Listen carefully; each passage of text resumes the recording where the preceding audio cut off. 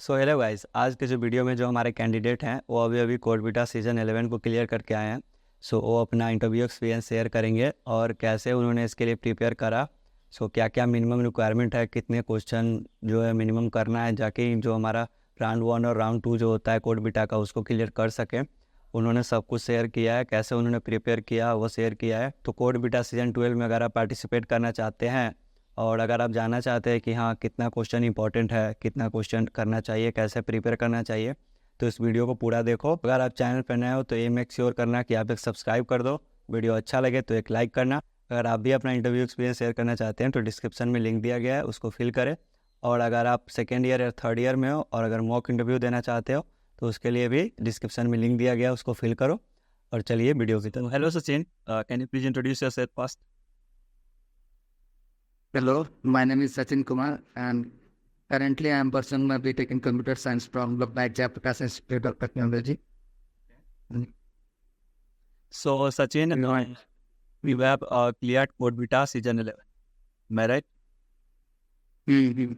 Yeah. So can you please share the process, sir? When you fill the form, अपने form को कब भरा? Like जो ये CodeVita का जो फॉर्म आता है कब आता है?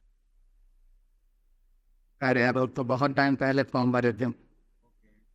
आई याद तो नहीं। अप्रोक्सीमेटली आई थिंक अप्रैल मई जून में कब आता है? अरे अब कोडवीटा का फॉर्म आता है बस। तो वैसे भी बताया था, मेरा एक दोस्त बताया था कि कोडवीटा का फॉर्म आया है। वैसे ही फॉर्म, मेरा सेमेस्टर चल रहा था उस टाइम।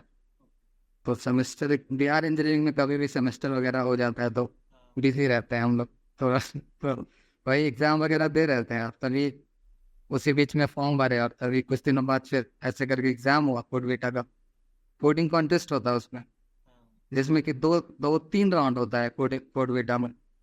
और हम लोग फर्स्ट राउंड दिए थे तो उसमें से रात में था, अगले दिन सेमेस्टर एग्जाम था तो एक क्वेश्चन सॉल्व किए थे और उसी से इंटरव्यू कॉल आ गया। तो CodeVita में अगर क्लियर करना है तो एक क्वेश्चन ही काफ़ी होता है, बस प्लेगरिज्म चेक में पास करना चाहिए। और जीएमसी वगैरह पे आर्टिकल्स वगैरह देखे तो उसमें बताता है कि कभी कभी एक क्वेश्चन कट ऑफ में नहीं रहता है तो दो दो क्वेश्चन भी लेता है, मतलब कभी कभी। पर इस बार एक क्वेश्चन में ही हो गया। ऐसे मोस्ट प्रोबेबली ये क्वेश्चन इज एनफ, एक क्वेश्चन में मिल जाता है लगभग। सो कोई जरूरी नहीं कि 6 क्वेश्चन है तो उसमें हमको 3-4 करना है। एक क्वेश्चन है लेकिन वो बस हाँ, और प्लेगरिज्म स्टिक स्ट्रांग है तो बहुत बच्चे उसमें वो रह जाते हैं उसकी वजह से। तो अगर आपने चीटिंग करे है तो आप फंस ही जाओगे, उसमें पास होने का कोई मतलब नहीं है, कितना कुछ कर लूंगे मेरे चेक फंस जाओगे। लेकिन आपने अगर जेन्युइन एक्चुअली करा है तो हो जाएगा। एक्चुअली एक ग्राफ का क्वेश्चन था। I was trying, it took lot of time, but then one of my friend told me that at least 1-2 questions are easy in that sense. सो पहला एक क्वेश्चन था क्यू का था। क्या क्वेश्चन था जो आपने करा? एक वीआईपी कैफे करके क्वेश्चन था, जिसमें एक क्यू टाइप का क्वेश्चन था पर वो एरे से सॉल्व हो गया था और थोड़ा सा रिकर्सन भी लगाना पड़ा था, पर वही है, वो इजी था, सबसे इजी क्वेश्चन वही था। सो सेकेंड राउंड जो था इसका वो कितने दिन बाद हुआ था? सेकेंड राउंड इसका लगभग 2-3 महीने बाद हुआ था। टाइम तो लगता है सेकेंड राउंड में। सो उससे कितने क्वेश्चन हुए आपसे? सेकेंड राउंड में 2 क्वेश्चन में थे। सेकेंड राउंड में यह था कि बैक ट्रैकिंग वगैरह का प्रॉब्लम था, तो उसमें थोड़ा सा सेकेंड राउंड थोड़ा टफ था, उसमें क्वेश्चन जो होता है हार्ड। हाँ, क्वेश्चन रिलेटिवली हार्ड होता है, पर ये होता है सेकेंड राउंड डी से बेस ज़्यादा होता है। और फर्स्ट राउंड में थोड़ा बहुत मैथमेटिक्स का भी इंक्लूजन रहता है। फर्स्ट राउंड में थोड़ा मेरा एग्जाम की वजह से माहौल थोड़ा हेक्टिक था और सेकेंड राउंड इजी पड़ गया था मुझे। वो डी वगैरह अगर आपका अच्छा है तो ये एग्ज़ाम थोड़ा सा इजी पड़ जाता है। ओके, सो कोडिंग के लिए आप कहाँ से प्रिपेयर कर रहे थे? कोडिंग के लिए मोस्टली मेरा जेएफजी था। जेएफजी पे 400-500 प्रॉब्लम कर लो फिर पीएसए अच्छा हो जाता है, बहुत अच्छा हो जाता है। और बाकी कोडसेफ पे कॉम्पिटिटिव प्रोग्रामिंग करने से मैथमेटिक्स सेक्शन अच्छा हो जाता है और थोड़ा बहुत रहता है कोडसेफ पे और सेटाइल है। मतलब मोस्टली शुरुआत तो मैथमेटिक्स से होता है, 2-3 स्टार पे, मेरा 2 ही स्टार है। और वही बाकी जीएमजी पे करते रहे। बाकी बहुत बच्चे लीड कोड पे प्रीफर करते हैं, वो भी बेहतर है। बाइनरी मेज करके होता है, बैक ट्रैकिंग का प्रॉब्लम होता है, बाइनरी इमेज नाम है, TFG पे भी वो प्रॉब्लम उस टाइप का है, पर उसी प्रॉब्लम पता है, प्रॉब्लम सारे वही रहता है जो किसी भी प्लेटफॉर्म पे होता है, बस उसमें थोड़े बहुत चेंज, हाँ, ट्विस्ट किया हुआ रहता है, और ट्विस्ट अगर समझ जाओ तो फिर सॉल्व हो जाता है। और राउंड 3 का भी पता है, राउंड 3 में कुछ ही बच्चे सिलेक्ट होते हैं, लगभग 20 या 15-20 बच्चे सिलेक्ट होते हैं।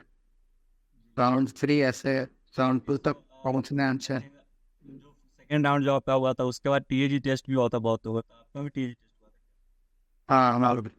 तो सरप्राइजिंग था, मतलब आई ब्रॉट क्लोथेस वगैरह मैं यूट्यूब पे देखे। इस बार फर्स्ट टाइम हुआ था, इससे पहले कभी नहीं हुआ था। हाँ हाँ, पर वो TAG टेस्ट मेरा बहुत इजी गया था, पता है, TAG टेस्ट कंपैरेटिवली कोडविटा से बहुत ज़्यादा इजी था, क्योंकि दोनों क्वेश्चन मेरा हो गया था। टीसीएस एनक्यूटीजी जो होता है वो भी कोड बीटा से बहुत ज़्यादा इजी होता है, लेकिन उसमें जो होता है ना एप्टीट्यूड पार्ट और जो हमारा कोडिंग का पार्ट जो होता है, कोडिंग का पार्ट बहुत ज़्यादा इजी होता है, लेकिन एप्टीट्यूड जो होता है उसका बहुत अच्छा होता हाँ हाँ, NQT हम एक बार दे रहे जनवरी वाला, तो उसमें जो आया था कोडिंग वाला क्वेश्चन सेम टू सेम उसी टाइप का क्वेश्चन, मतलब रहता है टैग, कोडिविटा का टैग टेस्ट जो होता है। तो दोनों प्रॉब्लम मॉडरेट करके था और एक इजी करके था। मॉडरेट प्रॉब्लम वाला जो था वो स्ट्रिंग का एक प्रॉब्लम था, पैटर्न मैचिंग टाइप का, वो बहुत इजी था। वही रहता है और कि मतलब एरे और स्ट्रिंग के अराउंड ही ये वो क्रिएट नहीं करते रहते हैं, और उससे ज़्यादा मतलब नहीं रहता। अगर एरे स्ट्रिंग स्टैक की आपका अगर बेसिक क्लियर है तो आपका हो जाएगा। हाँ हाँ, TCS में अगर मतलब कोडिंग पार्ट में अच्छा डिजिटल वगैरह के ऊपर के लिए स्टैक क्यू वगैरह बेस्ट मतलब अच्छे से आता है तो आराम से आ जाता है। थोड़ा सा एप्टीट्यूड देख लो तो हो जाएगा। इंटरव्यू जो हुआ वो कब हुआ था? इंटरव्यू तो रिसेंटली हुआ है, लगभग एक सप्ताह हुआ होगा अभी। तो आज कितना है, 16/4/2024 है, तो उससे एक सप्ताह पहले नहीं इंटरव्यू हुआ था। ऑफर लेटर आ गया? हाँ, ओपन लेटर आ गया। Okay, so actually open letter 7 से 10 दिन के बीच में आ जाता है अब। तो आपका जो इंटरव्यू में जो क्वेश्चन पूछा गया आपको कुछ याद है? हाँ हाँ, मतलब इंटरव्यू में 3 राउंड होते हैं ना, टेक्निकल, मैनेजेरियल, मैक्सिमम बच्चे सर्च कर चुके होंगे, और एक होता है HR राउंड। तो मतलब वो डिसाइड करते हैं वहीं पे पैनल में ही कि कौन राउंड पहले होगा। तो जैसे मेरा राउंड पहले हुआ था, मैनेजेरियल राउंड मेरा पहले हुआ था, कि जाते ही उन्होंने कहा कि इंट्रोड्यूस योरसेल्फ। तो आई इंट्रोड्यूस जैसे कैजुअली, मतलब शुरुआत में नाम वाम बताया, my name is Sachin Kumar, pursuing BTech in computer science, college name, और उसके बाद फिर बताया कि talking about my academics. Academics में अगर अच्छे हो आप तो TCS वगैरह जो है सर्विस बेस्ड कंपनी है, तो थोड़ा एकेडमिक्स वगैरह पे वो लोग प्रेफरेंस देते हैं। अच्छा एकेडमिक्स है, 7.5 CGPA से ज़्यादा है, तो प्रोबेबल है कि आपको मतलब, और 10th 12th में 85 से ऊपर है तो डिजिटल का ऑफर वो लोग, मतलब अगर इंटरव्यू ठीक जाता है तो दे देते। तो मेरा ठीक ठाक था, तो मैं बताया कि ऐसे करंट CGPA 8.49 कॉलेज में है, और स्कूल में भी 83.2 था, और 12th में 10th में 10 CGPA था, ये सब बताया। उसके बाद फिर I I move to my skills. So skills C++, core, Java, ये सब बेसिक लेवल के स्किल्स चलते हैं, मतलब कोई हाई फाई मान स्टैक डेवलपर ये सब कुछ ज़्यादा टॉपर ऊपर ओवर सीखने की जरूरत नहीं है। पूरा होता है जावा अच्छे से आ जाए, C++ आ जाए, C आ जाए, और ये जावा स्क्रिप्ट वगैरह ऐड ऑन हो जाता है, मशीन लर्निंग थोड़ा सा आ जाए तो। और DBMS तो मतलब DBMS मस्ट है आई थिंक इंटरव्यू में, क्योंकि पैनल में DBMS से क्वेश्चन आना होता है, लाजमी होता है। क्योंकि उसमें क्वेश्चन जो होता है ना आप बना सकते हो, इसलिए उसको लगभग इंटरव्यू पूछा ही जाता है। तो आपसे डीबीएमएस का क्वेश्चन पूछ सकता है या फिर आपसे एसक्यूएल का कोड भी पूछ सकता है, तो उससे क्वेश्चन बन जाता है, इसलिए वो लोग ज़्यादा प्रेफर करते स्किल पार्ट मेरे हैं। तो बेसिक नॉलेज है। तो आपसे जो इंटरव्यू में कोडिंग का क्वेश्चन पूछा गया या फिर आपसे बेसिक कंप्यूटर फंडामेंटल्स के अराउंड ही इंटरव्यू हुआ होगा या फिर प्रोजेक्ट्स के अराउंड? मैं जब टेक्निकल राउंड स्टार्ट हुआ, तो टेक्निकल राउंड मतलब मैनेजेरियल के बाद टेक्निकल स्टार्ट हुआ था। मैं पहले मैनेजेरियल बता दूं या सीधे टेक्निकल बता दूं? नहीं, टेक्निकली बताइए क्योंकि मैनेजरियल में वैसे नॉर्मल क्वेश्चन हाँ, वो मैनेजेरियल में एक ही ट्विस्टिंग क्वेश्चन था, अगर आप मेंशन करते हो।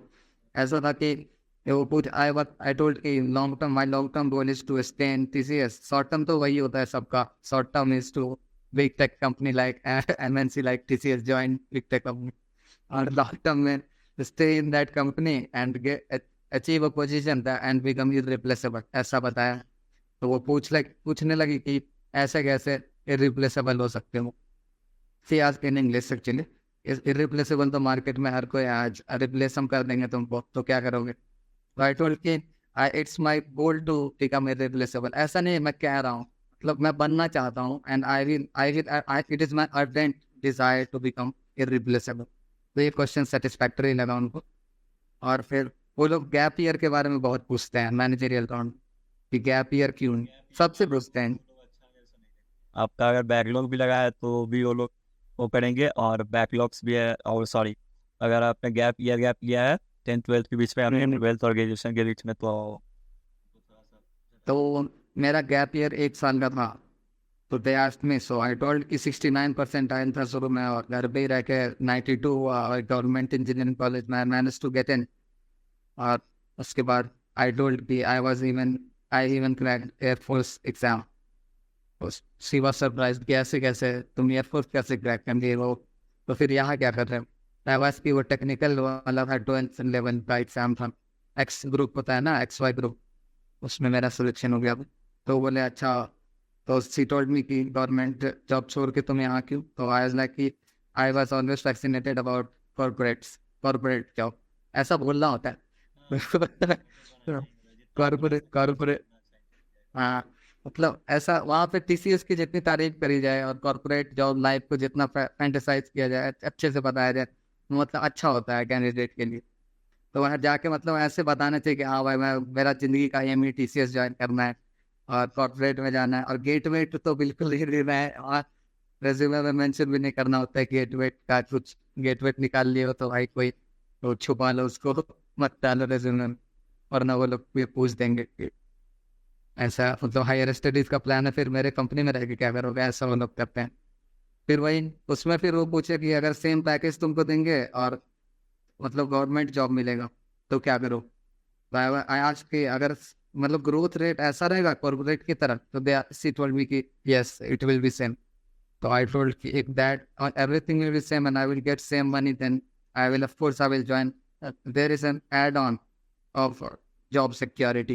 You already told me that I am replaceable. You will replace me, but in government job, nobody will take my position until I am fired. So I will prefer government job. इस answer से वो हंसने लगे, और फिर वो मतलब technical को देती, फिर टेक्निकल वाला टेक्निकल में जाते हैं, वो रेज्यूमे मेरा देखने लगे, और रेज्यूमे वो शुरू से लाइन बाय लाइन ऐसे पढ़ते हैं। तो रेज्यूमे में मेरा प्रोजेक्ट सबसे पहले उन्होंने देखा मशीन लर्निंग का। प्रोजेक्ट में मशीन लर्निंग ऐड करने से एक एज हो जाता है, मतलब मशीन लर्निंग में मतलब डाल दे रखा था, पर यूट्यूब पे किसी वीडियो में देखा था, वो बता रहा था कि मशीन लर्निंग वगैरह डालने से एज मिल जाता है बच्चों को।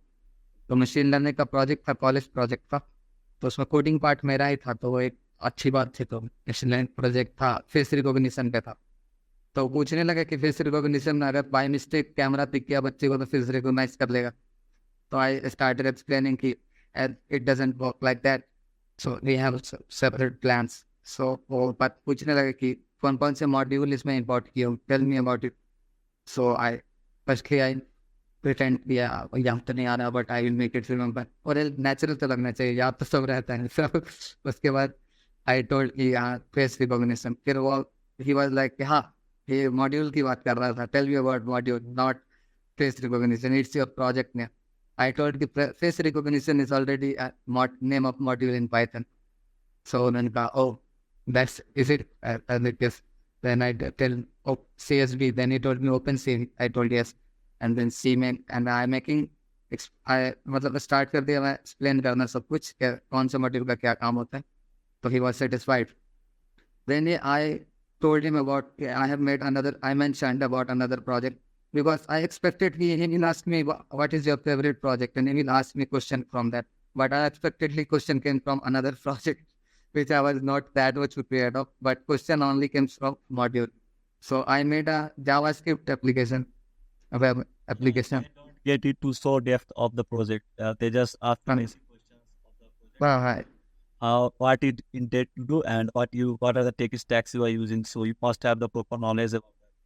So हाँ that much is enough. ज़्यादा से ज़्यादा वही पूछते हैं। पाइथन का प्रोजेक्ट है तो पक्का है कि इंटरव्यू में मॉड्यूल पूछेगा। don't have so much time. Like they already give 15 to 20 minutes to each candidate, and if you have bad luck, then you got 40. In my case, me and my friend got the interview for 40 minutes. Yes, yes. I only 25 minutes. It was a good thing. Yeah, so average duration of the thesis interview is 15 to 20 minutes only. For girls, it is 15 to 20 minutes average, but boys always get little more. Most of time I've seen that. I observe. ऐसा होता नहीं है, पर थोड़ा थोड़ा होता है।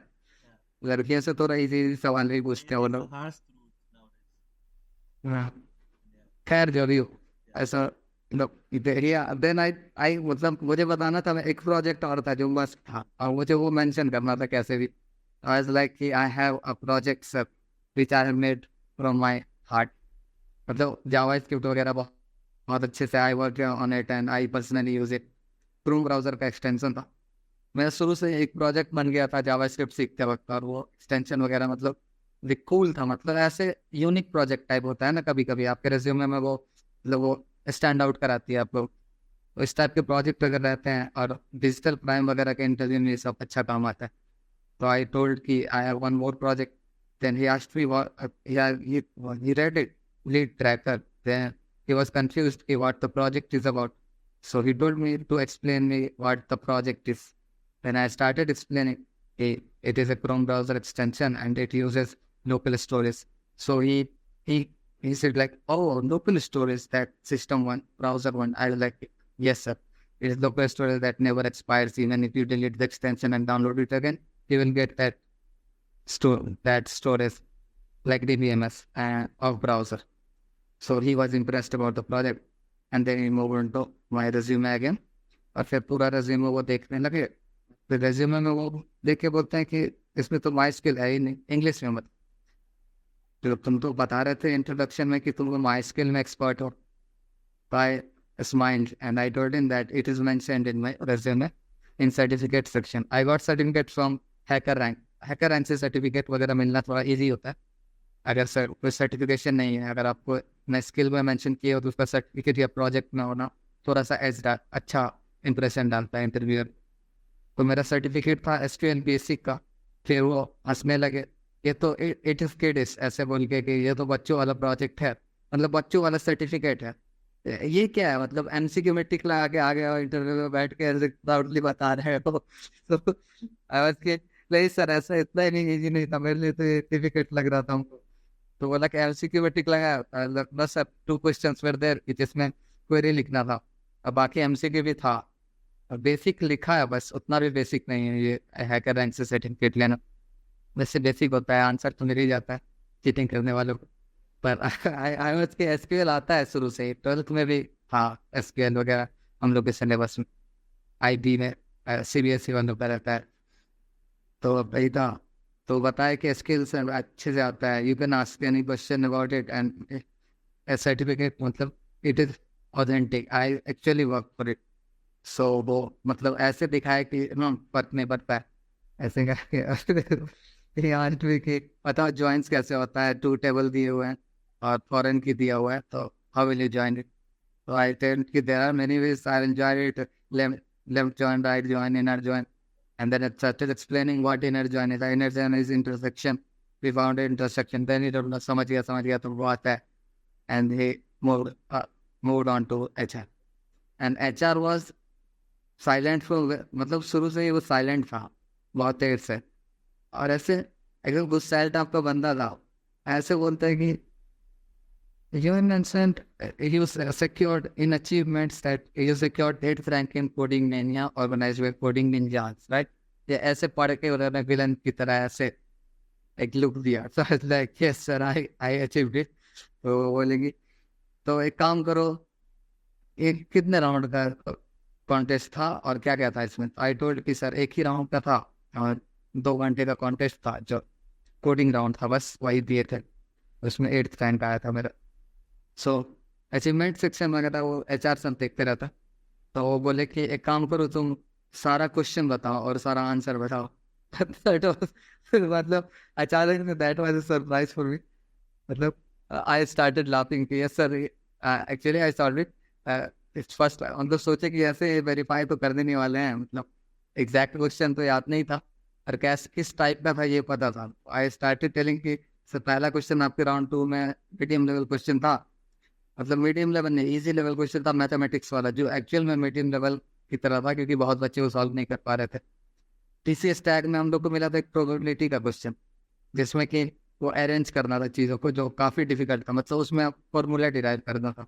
तो मतलब हम कर लिए थे मतलब दोनों क्वेश्चन, पर वो डिफिकल्ट था, मतलब आसपास वाले से पूछे हम लोग तो पता है कि it was difficult and many of them couldn't solve it. So I told them, I always practice on concept, so it was very easy for me to solve it. So I solved it. And second question was, I was telling second question, but he made me to stop. फिर and divide.